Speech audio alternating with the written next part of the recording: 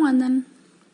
Bueno, hoy vengo a hablar de arte por una discusión que hubo en Twitter que no la voy a explicar demasiado, pero básicamente un coreano hizo un sample de un discurso de un líder de un culto, etcétera, etcétera. Y se armó toda una discusión. Yo no soy muy conocedora de arte, pero lo que sí sé es hablar sin saber. No, pero sé algunas cosas en especial relacionadas a literatura y yo creo que se pueden aplicar tranquilamente a cualquier tipo de arte. Lo primero que les quiero contar es sobre algo maravilloso llamado intertextualidad, que es básicamente el diálogo de diferentes textos. Textos no necesariamente es un texto escrito como lo conocemos, papel, digamos, o algo escrito. Un texto puede ser este video, puede ser un tweet, puede ser un discurso, puede ser una canción, puede ser una película, puede ser una pintura. Esos son textos. Una publicidad es un texto. Algo en lo que vos podés leer algo que tiene un mensaje es un texto, ¿sí? Hay un emisor, un receptor y un mensaje. Bueno, un autor o artista siempre está en diálogo con otros. Las obras no es que están flotando en la nada. Existen en un contexto, en un tiempo y en un espacio, en una cultura con historia. Están dentro de algún movimiento cultural y tratan temas que probablemente ya fueran tratados por otros. Entonces, todo eso, todo esto, la cultura, las otras voces que ya hablaron antes, el espacio, el tiempo, todo eso está dentro de la obra de alguna manera, directa o indirectamente. Entonces acá entra la intertextualidad. El autor está siempre en diálogo con otras obras, con otros artistas, o otros discursos, noticias, la historia misma. Entonces cuando un autor, un artista, inserta una cita, o por ejemplo en este caso un sample, o alguna referencia directa, simplemente nos está explicitando ese diálogo. Nos está mostrando, estoy hablando con esta persona, o con este tipo de persona, capaz que no es, particularmente esta persona, sino un tipo de persona que piensa de esta manera o que habla de esta manera. O puede ser mucho más complejo que eso, pero nos está explicitando un diálogo. Entonces, lo que nosotros tenemos que hacer es pensar cómo es ese diálogo, porque no siempre es yo cito a alguien porque estoy de acuerdo. A veces puede ser para refutarlo, para pelearlo, para negarlo, para cuestionarlo.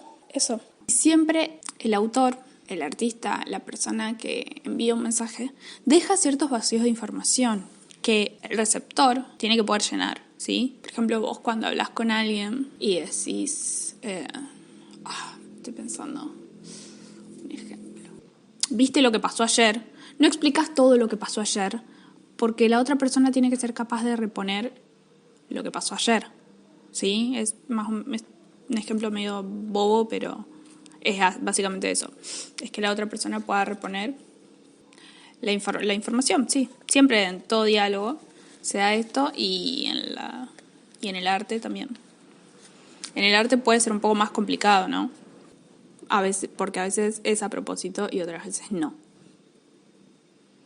Entonces estos vacíos de información le corresponde llenar al espectador, al lector o a quien sea, al que esté del lado del receptor.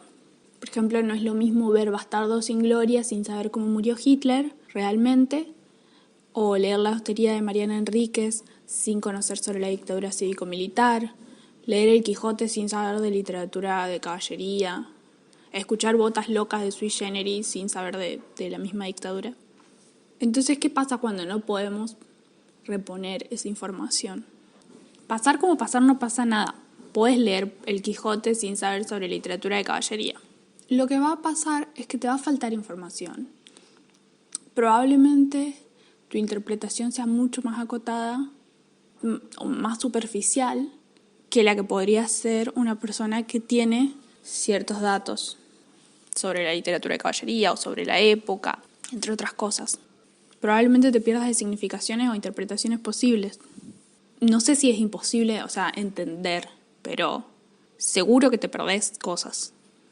Otra cosa también sobre el arte, todo el arte, no solo un tipo en específico, sino que todo el arte en general, es que es un error tomarlo así como te lo dan, digamos, como te lo ofrece el autor. Es como caer en su trampa, básicamente.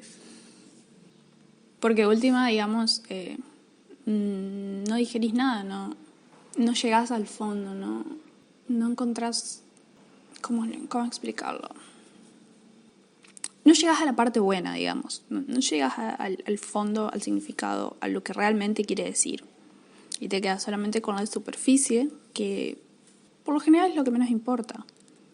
Entonces, es necesario siempre preguntarse, más que nada cuando hay algo que te llama la atención, ¿qué hace esto acá? ¿Para qué sirve? ¿Cómo se relaciona esto con el resto de la obra? Sea una palabra, una cita, un punto mal puesto, una forma, un color, una imagen. Siempre es importante preguntarse por qué está ahí. En vez de pedir que la obra lo explique, preguntarse, pensarlo, ir a preguntar a otros lados. Por ejemplo, si hay un nombre que no conoces o una cita que no conoces, no te va a hacer mal buscarlo y ver, ¿y esto cómo se relaciona con esto? Porque el arte por lo general, el arte nunca se muestra tal y cual es. Nunca te dice así de plano qué es lo que te quiere decir. Nunca te dice cuál es su intención. Y si lo hace probablemente sea malo o no considerado arte, por lo menos sé que en literatura es así. Entonces la gracia del arte es eso, preguntarse, indagar, reflexionar, que algo tuyo, tenés que dar algo tuyo también, tenés que poner tu parte. El arte nunca te da todas las respuestas, vos tenés que poner siempre un poco de tu parte. Y bueno, eso sería todo, besos, nos vemos algún otro día cuando me enoje por algo. Adiós. Y otra cosa, es cuanto menos estúpido pedirle explicaciones a un artista sobre su obra. Lean La muerte del autor de Roland Barthes. Lean si quieren sobre intertextualidad. Edúquense ustedes antes de querer educar a otra gente y mucho menos cancelar. Antes de cancelar personas, deberían por lo menos saber de lo que hablan. Nos vemos.